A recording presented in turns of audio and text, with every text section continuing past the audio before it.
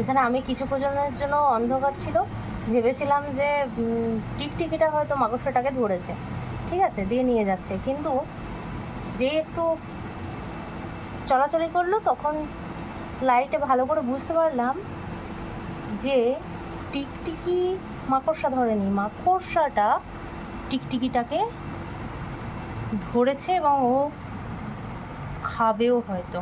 এত বড় মাকড়সা আমি কখনোই দেখিনি,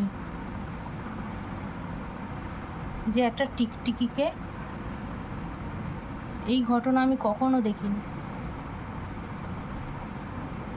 টিকটিকিটাকে ও ধরেছে এবং খাবে না কি করবে জানি না, ও তো মেরে দিয়েছে মনে হয়। এই টিকটিকিটা মরা ছিল না, এ আমার ঘরেই থাকে, আমি জানি যে এটা আছে।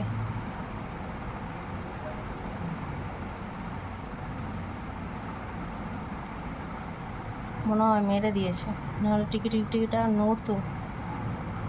দেখো বন্ধুরা।